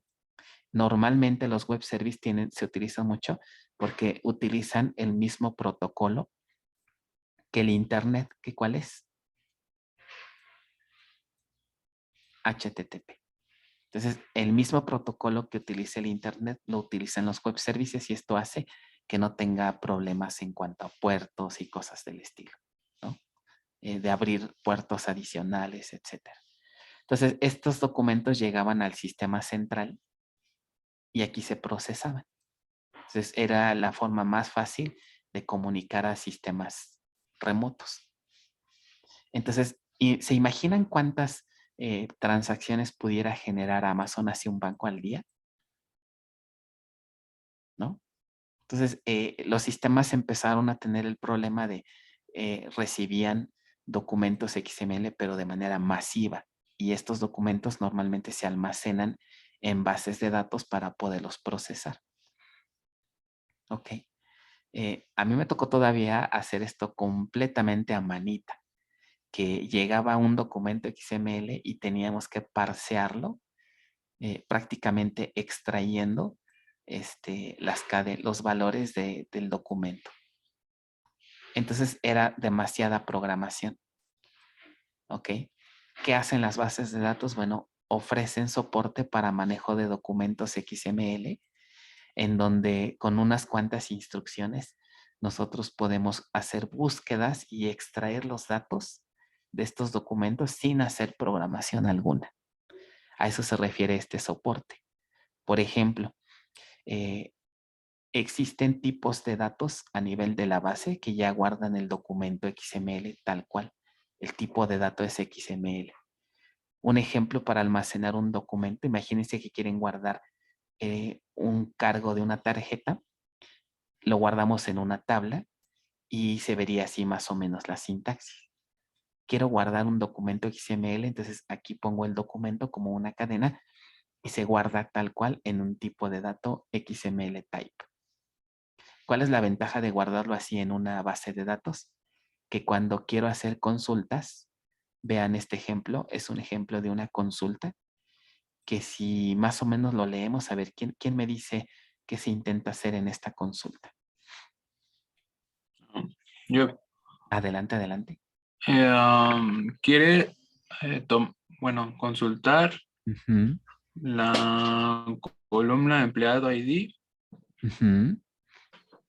y la columna X. En realidad nada más es los IDs, pero Ok. XML Query aquí le dices los criterios. Ok. Ujú. Es como decirle, quiero que busques a todos los empleados IDs, ¿ok? Pero ¿dónde los va a buscar? En los documentos XML, ¿ok? Que tenga ciertos donde, valores. exactamente, ¿no? Quiero buscar todos los documentos. ¿Dónde vas a buscar? En los documentos XML cuyo primer tag sea empleado, ¿ok? O employee, como dice aquí. ¿Con qué condiciones? Bueno, donde el nombre sea Daniel, o sea que el tag Daniel, el tag nombre sea Daniel, ¿no? Aquí dice first name, pero bueno, es como si fuera el nombre, ¿ok? Y quiero que también regreses, ¿no? El ID y el nombre, ¿ok? Entonces, con este tipo de consultas, la base que va a hacer va a consultar y va a extraer los documentos XML y lo más interesante, que los resultados me los va a poner de manera que tabular.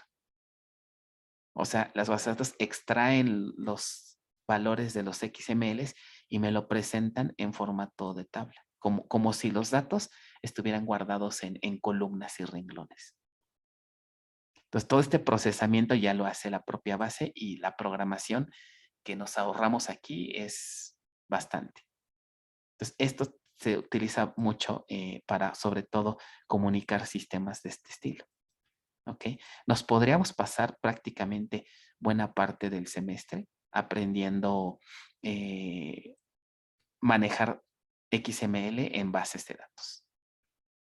¿Ok? Pero bueno, la primera tareita que les dije, voy a organizar esto para que no sea tantas tareas, ¿no? Entonces, dentro de esta primera tarea van estos dos conceptos, ¿ok?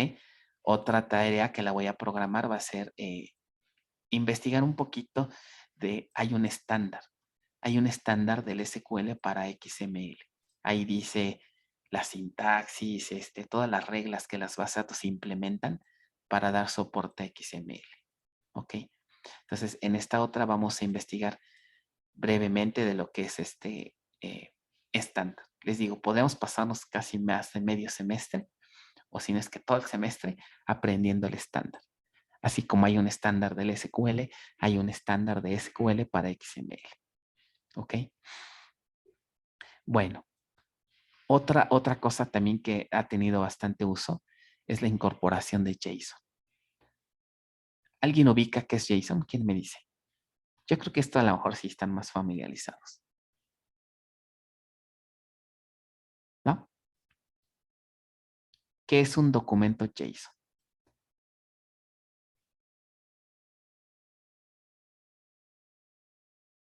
He aquí un ejemplo. Es una manera de representar también datos, como aquí lo vimos con XML, pero en un formato todavía más simple. ¿Ok? Un documento JSON se ve más o menos así. Está formado por llaves en lugar de tags y está formado por claves y valores. Por ejemplo, el ejemplo del cargo de una tarjeta en JSON se vería más o menos así. Aquí pondría, por ejemplo, el nombre tal vez del titular de la tarjeta y su valor pongo 2 puntos y aquí pongo ya su valor, ¿no? Juan, por ejemplo. Juan López, así. Entonces, los datos se representan de esta manera, por una llave y un valor, ¿no? Entre comillas y separados por 2 puntos. Pues más o menos un documento se ve así. Igual, de la misma forma, las bases de datos tienen funcionalidades para procesar documentos JSON y estos documentos se utilizan muchísimo en la industria también. Por ejemplo, ¿cómo creen que, con qué se comunica, por ejemplo, su teléfono, su dispositivo, con servidores, ¿no? Con servicios que ofrecen pues muchas aplicaciones? Por ejemplo, su aplicación de Facebook que corren en su celular se conecta a los servidores de Facebook, ¿no? Necesita intercambiar información. ¿Qué lenguaje creen que se utiliza para intercambiar información? ¿JSON? JSON, ok. ¿No? El uso de JSON en teléfonos móviles es muy amplio, se utiliza muchísimo. ¿Ok? En aplicaciones web también, por ejemplo, se utiliza para hacer enviar todos los formularios que ustedes capturan en una aplicación web. A partir de lo que captura en un formulario se genera un documento JSON y se envía a un servidor. Los frameworks JavaScript, ¿no? Todos los frameworks JavaScript que hoy en día también se usan mucho, utilizan en la gran mayoría JSON para poder intercambiar los datos que muestran en la página web. En realidad son documentos JSON que se los envía a un servidor.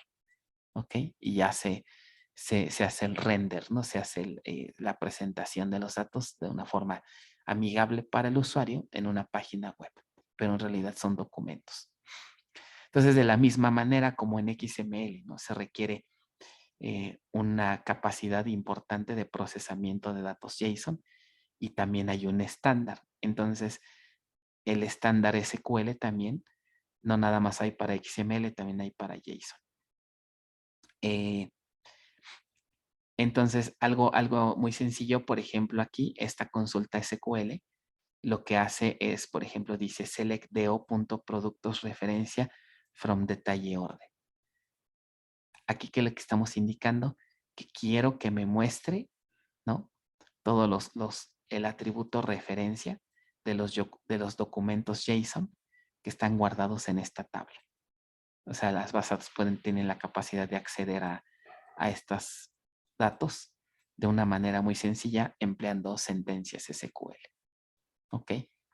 De la misma manera podríamos pasarnos casi todo el semestre aprendiendo todo el API de SQL para JSON. ¿Ok? Pero obviamente pues no es el enfoque de la materia. Entonces, ¿se dan cuenta todo lo que tenemos que aprender si queremos ser buenos ingenieros en software? ¿Ok? Muchísimo. ¿Ok? Entonces, esto es más que nada pues para acceder en un panorama de todo lo que hay y todo lo que hoy en día está empleándose en las bases de datos. Y aquí podríamos todavía agregar más cosas, ¿no? Por ejemplo, en algunas bases de datos ya podemos correr JavaScript desde la propia base de datos. ¿Ok? Correr JavaScript al interior de una base de datos. Ya se puede también. Interesante, ¿no? Bueno, entonces esto es en cuanto a los soportes de XML, JSON para las bases relacionales. Siguiendo con la línea del tiempo, bueno, no sé si alguien tenga alguna duda hasta aquí. ¿No? Bueno. No. Por el momento no, profesor. Ok. Cambiando ya un poquito de tema de la cuestión de programación, objetos y demás, las bases siguen evolucionando. Vamos a platicar ahora un poco de la evolución, pero desde el punto de vista de la analítica de datos. Surge en el concepto de las bases de datos multidimensionales y vienen mucho de la mano aquí con el tema de analítica, del cual hemos platicado brevemente en el tema pasado. Analítica de datos. ¿Cuál es el objetivo de la analítica de datos? ¿Se acuerdan? ¿Obtener qué? ¿Qué obtenemos cuando hacemos analítica de datos? ¿Se acuerdan? El tema 1. ¿Una toma de decisiones? Ajá, pero esa toma de decisiones va respaldada por Información. información. Muy bien. Información, conocimiento. ¿Ok? Entonces, las bases de datos también evolucionaron para hacer esto más fácil. ¿Ok? Proporcionar herramientas, proporcionar tecnologías que ayuden a la generación de este conocimiento de una forma más fácil y más eficiente. Las bases de datos multidimensionales no quiere decir que sean bases de datos 3D, una cosa así, ¿no? Sino tiene que ver mucho con las áreas de Business Intelligence.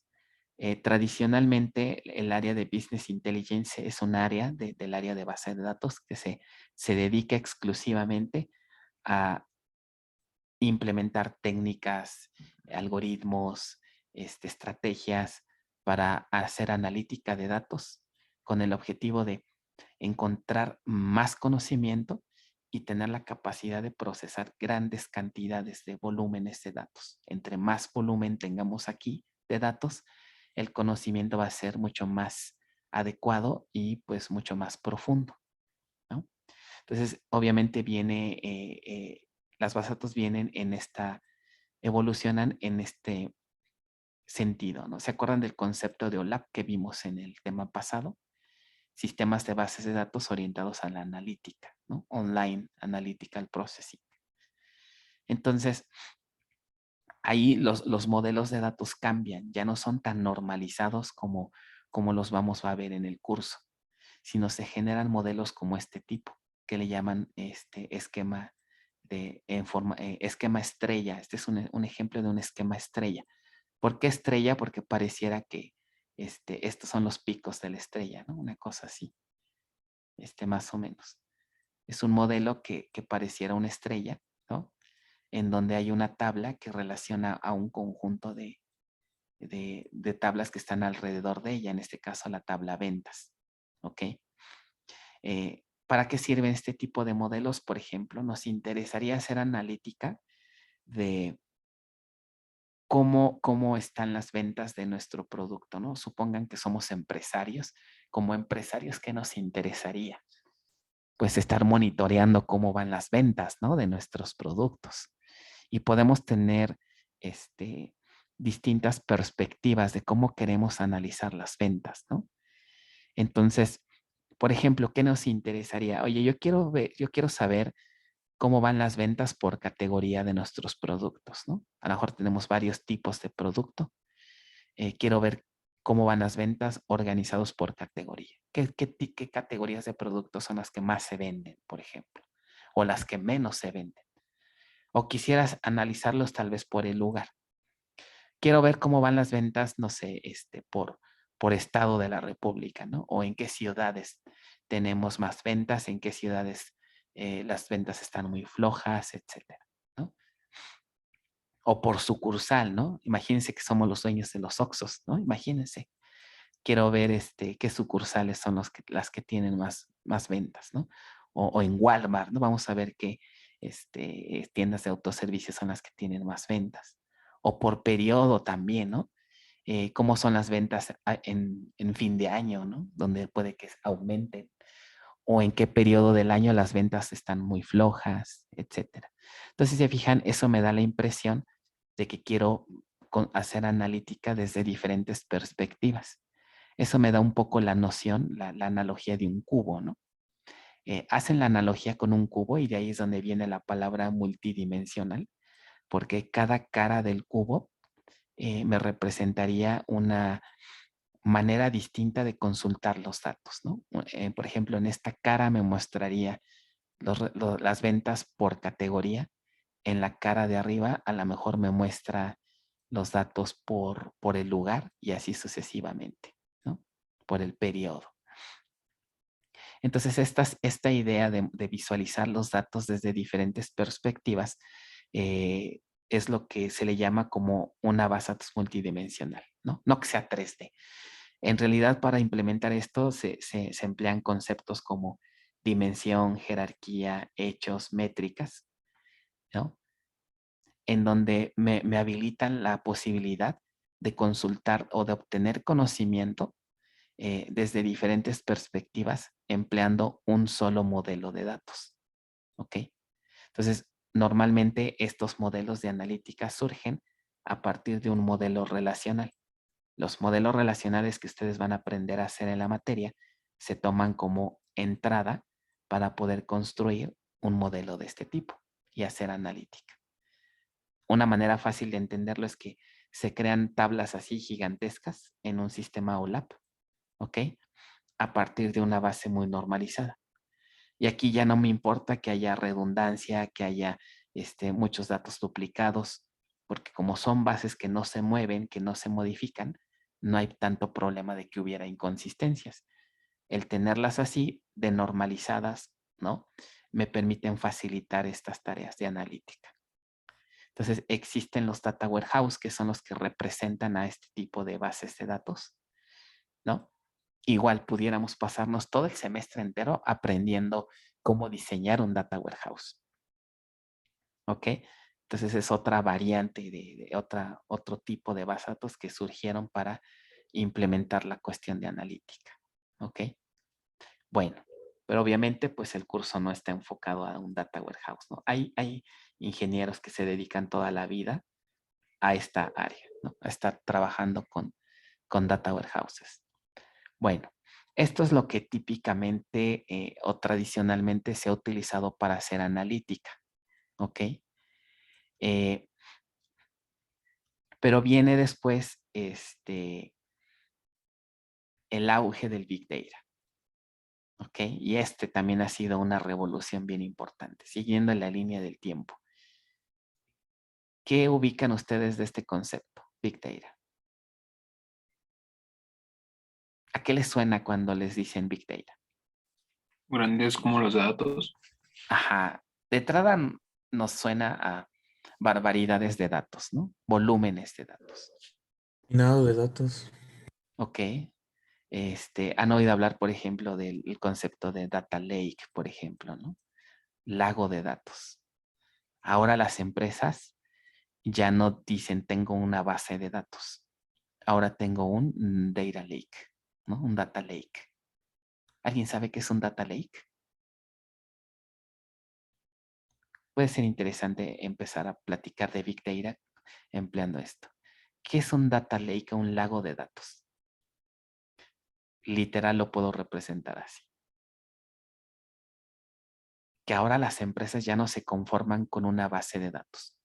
Un data lake significa un conjunto de datos que están almacenados en diferentes maneras. Puedo tener distintas bases de datos, muchas bases de datos.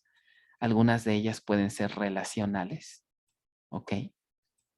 Y pueden ser en diferentes manejadores, ¿no? A lo mejor este es un MySQL, este es un Postgres, este es un Oracle, y todas estas son relacionales. Pero también puedo tener bases de datos no SQL. Ahora sí que todo lo que sea datos, todo revuelto, ¿no? Todo, de todas las fuentes posibles, puede tener inclusive hasta archivos. ¿Se acuerdan que platicamos que las bases empezaron con sistemas de archivos? Pues, ¿qué creen? hay sistemas que todavía generan archivos, bitácoras, pues también los meto al Data Lake. Puedo tener videos, ¿no? Archivos que pensaríamos que, pues, ¿cómo voy a procesar un video para obtener, para hacer analítica, ¿no? Puedo tener imágenes también.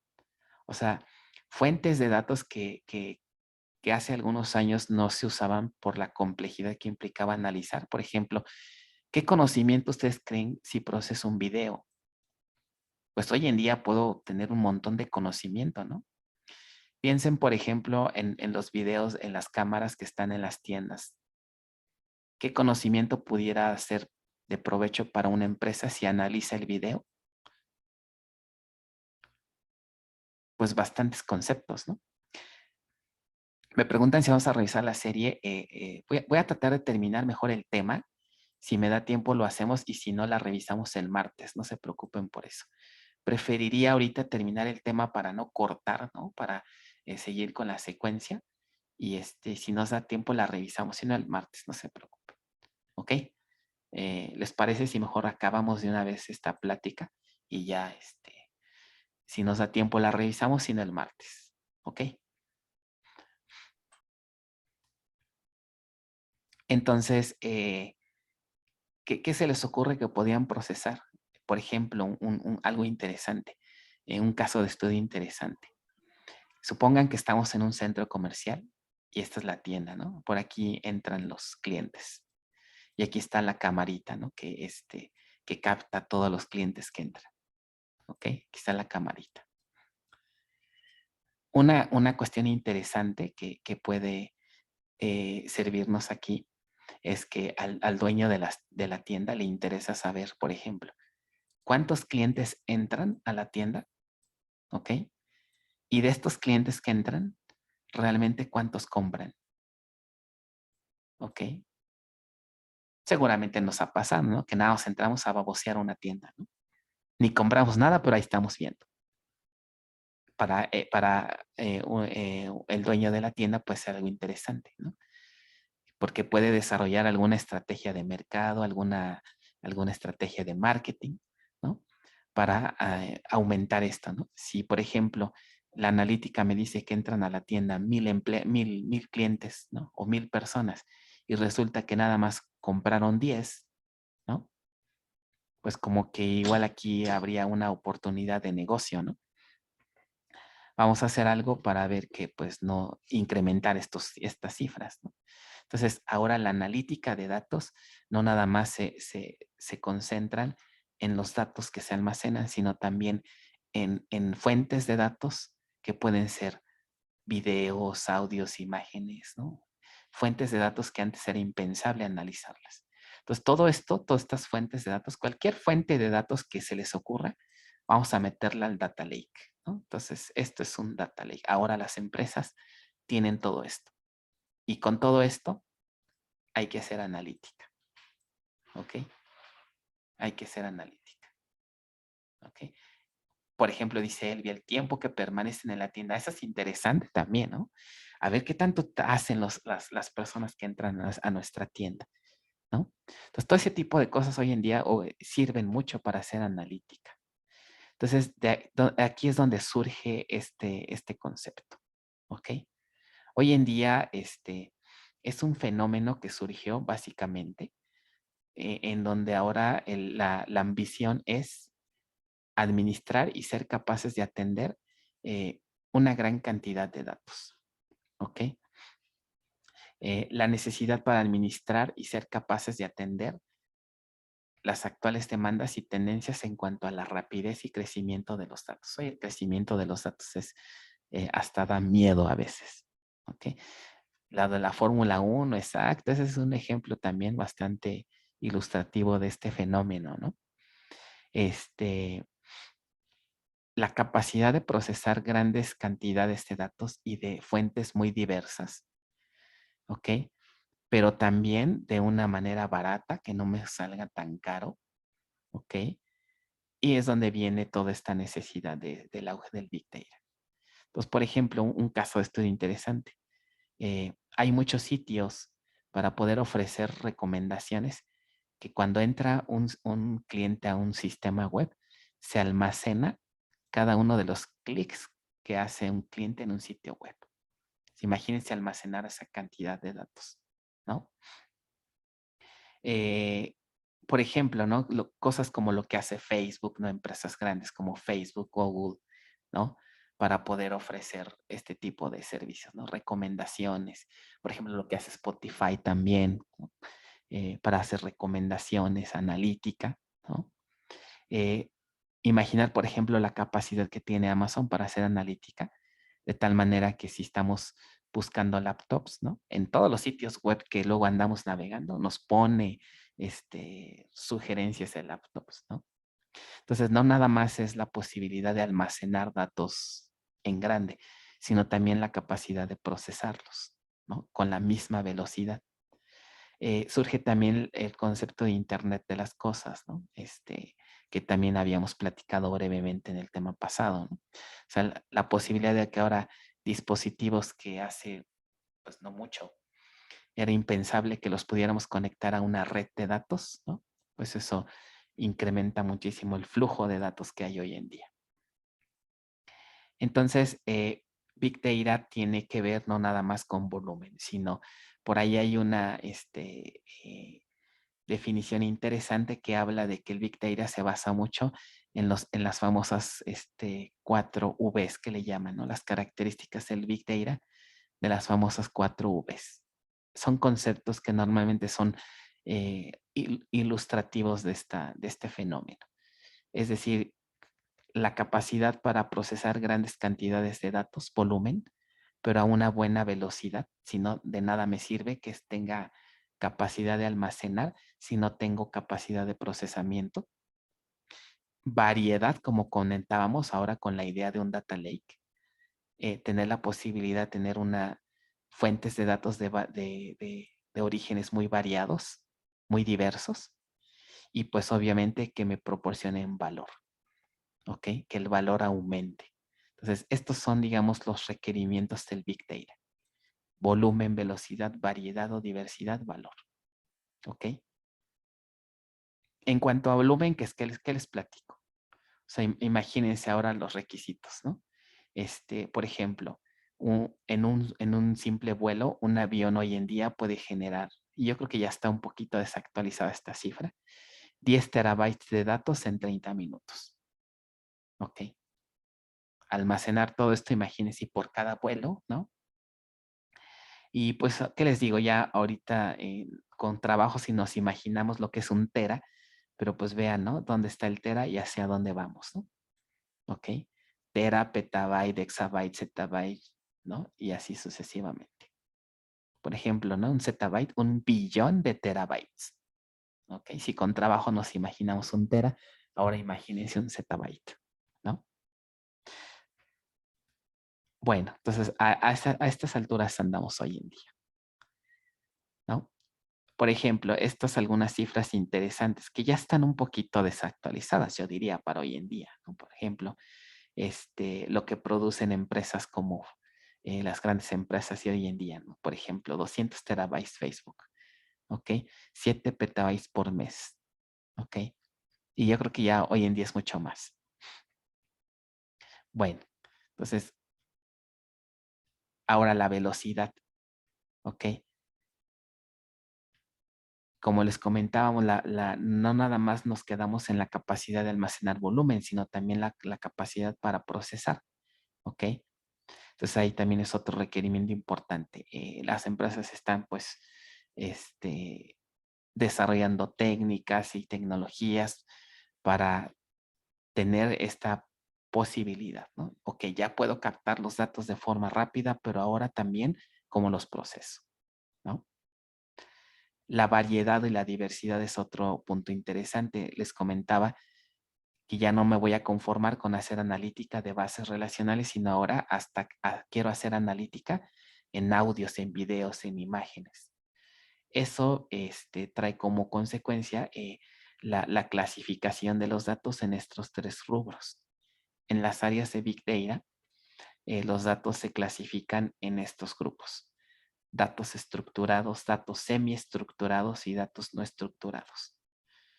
Los datos estructurados son, por ejemplo, las bases relacionales, en donde los datos están perfectamente estructurados, ¿no? En columnas, en renglones. Es decir, se puede definir un esquema, ¿no? Aquí la palabra esquema se usa más en el sentido de que puedo definir una especie de plantilla, un template, si quieren verlo así, y los datos pueden estar organizados siguiendo esta estructura predefinida, o sea, bien organizadito todo. ¿Okay? Nosotros estamos trabajando con datos estructurados, ¿no? En este curso. Datos semiestructurados, digamos, datos que pueden ser también representados con cierta estructura, pero no tan rígida. Aquí, por ejemplo, en el modelo relacional, la estructura es muy, muy rígida, muy estricta, porque cada registro tiene que tener cierto número de columnas, ¿ok? Con ciertos tipos de datos, todos muy rígidos, ¿ok? Y todos los registros son muy parecidos, ¿no? Son homogéneos, tienen las mismas columnas, ¿no? Los mismos tipos de datos.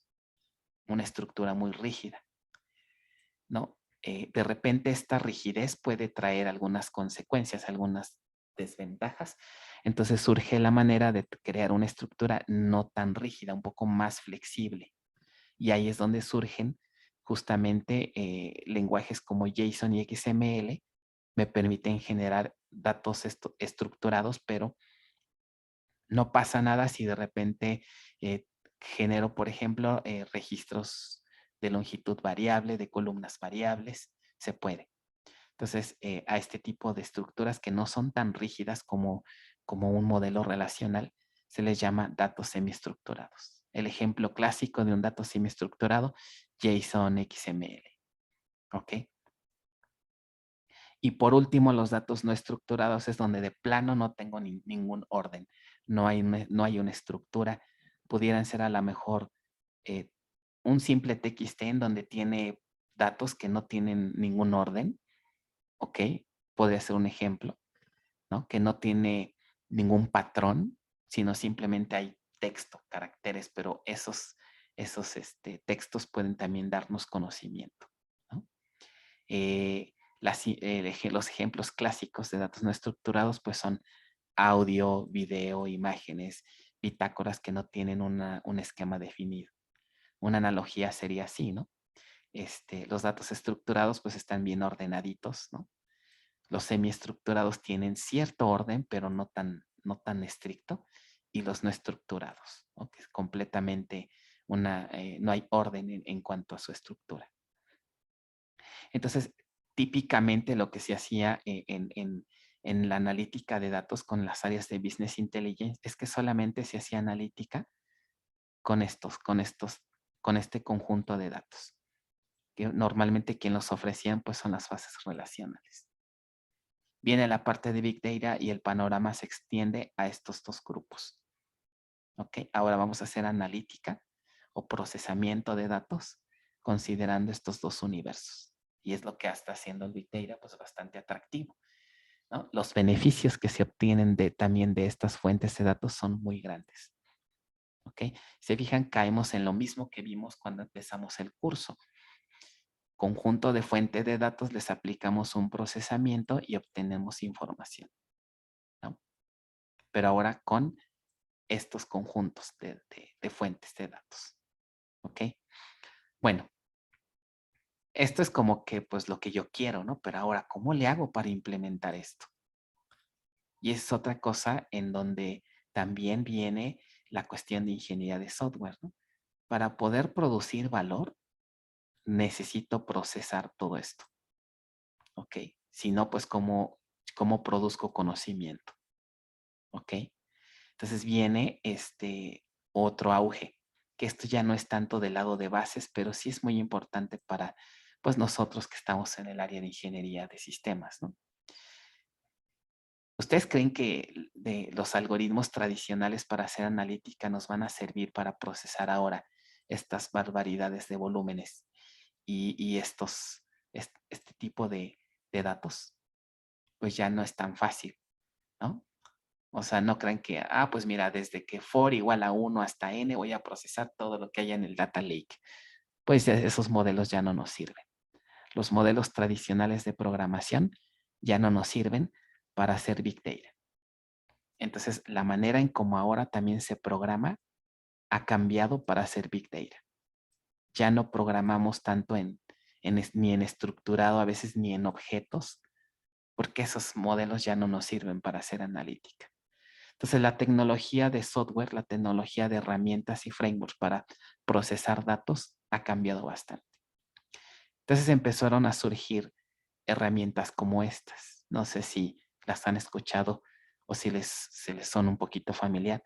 Han oído hablar, por ejemplo, de Hadoop, de Spark, de Kafka, frameworks como MapReduce. ¿Han escuchado hablar de estos términos? No, profe. Nada, nada. Pues, ¿qué De creen? Apache, llegué a escuchar. Un poquito, ¿no? Bueno, Apache es muy famoso porque es como que el representativo de software open source, ¿no? Hay muchos frameworks, tecnologías, herramientas que están asociados a esta causa, por así decirlo, que básicamente es sinónimo de open source, ¿ok? Entonces, bueno, pues, ¿qué les platico aquí de esto? Ya se nos acabó la clase, pero bueno, ya no alcanzamos ni a revisar la serie ni a acabar el tema, pero bueno, ya el tema casi lo acabamos, nos falta muy poquito, pero bueno, ya no nos dio tiempo. Pues, ¿qué les platico? Esto también, quien quiera dedicarse a la analítica de datos, también la probabilidad de que en la industria les toque trabajar con esto es, yo diría, de un 90%. ¿Ok? La manera en cómo ahora ya se programa, sobre todo para cuestiones de Big Data, nos hace indispensable tener que meternos a aprender estas tecnologías. ¿Qué les cuento ahorita? Yo en Oracle pues tuve que ponerme a aprender Hadoop, me tuve que poner a aprender Spark, tuve que aprender HDFS es como un sistema de archivos distribuido que la vamos a platicar en la siguiente clase, tuve que aprender esto, pues todos estos tuve que aprender, ¿no? Por la manera en cómo ya hoy en día están las empresas procesando sus datos. Ya como programamos ha cambiado también. Bueno, vamos a dejarle hasta aquí. La siguiente clase platicamos muy brevemente de qué características o cómo se está programando hoy en día, ¿no? Para qué se utilizan estas herramientas. Y pues ya con eso estaríamos casi ya terminando el tema 2. ¿Ok? Bueno, tenemos pendientes, ¿verdad? Ya no hicimos el quiz, qué barbaridad, ya no hicimos ya no revisamos la serie, pero bueno. Entonces, el martes, ¿no? Hacemos ambas cosas, ¿vale? Estuvo mejor así, yo digo, exacto, porque si no, como que cortamos el hilo, ¿no? La inspiración, entonces, pues, mejor ya avanzamos en el tema y ya el martes lo acabamos y ahora sí, el martes ya sin falta hacemos eso. De su ambiente, de lo que platicamos ayer, ya tengo prácticamente su ambiente listo, nada más que les platico el estatus. Ahora sí que les reporto mi estatus del ambiente. Funciona bastante bien ahora con Linux, obviamente como se esperaba, pero ¿qué creen? La parte de Windows, Windows Subsystem for Linux, no está funcionando como yo esperaría. Está generando mucha complejidad y no creo que valga la pena para nuestro curso. Entonces voy a ver qué alternativas tengo para esta parte. No me está gustando cómo está quedando esta parte. Posiblemente haga otro rollback y a lo mejor cambiemos a CentOS, pero el stream. Necesito hacer la prueba de concepto. Eso lo hago al ratito y les hago la actualización. ¿Ok? Las tareas que les dejé, las voy a subir, pongo las fechas en Classroom. Van a ser para la siguiente semana, posiblemente jueves, viernes, pero las habilito en Classroom. ¿Ok? Cuando acabemos de ver el tema 2, porque nos falta por aquí algunas tareitas, ahorita no se preocupen por las tareas que comenté hace rato arriba. Ahorita todavía no las voy a poner como fecha de entrega. Hasta que terminemos este tema, ya les digo exactamente qué contiene cada tarea y para cuándo se entregan. De momento ahorita no tienen que hacer nada. ¿Ok? Bueno, ¿alguna otra duda? Nada por ahora. Por ahora, ok. Profe, para laboratorio vamos a trabajar ahorita con CentOS o con Con lo Windows. que tengan disponible. Si ya Ah, tienen su CentOS listo, conéctense y si tienen su Zoom en el Linux, adelante.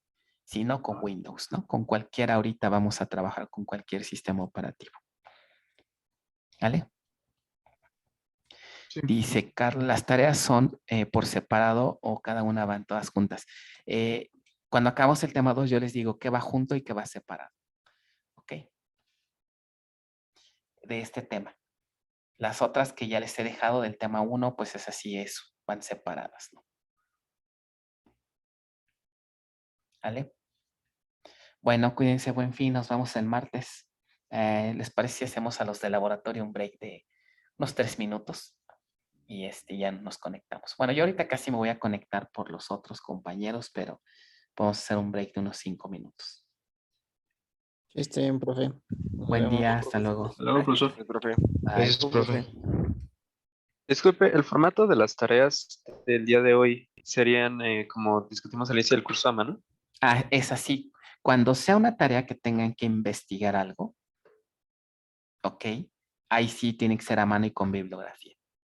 Pero cuando Ok. son tareas que les digo, un resumen, una opinión, pues ahí no aplica tanto a la bibliografía, ¿no? Porque es pues de su autoría. Y como el texto yo se los doy, pues la bibliografía tampoco aplica. ¿Ok? Ok, gracias. Vale. Profe, Mande. y sobre el nombre había un formato ¿El nombre de qué? de tareas. O sea, No, ¿te refieres en cuanto al nombre del archivo? sí. No. El nombre del archivo que utilicen para subirlo a Classroom es irrelevante. El que ustedes Ok. quieran. Ujú. Muchas gracias. Vale.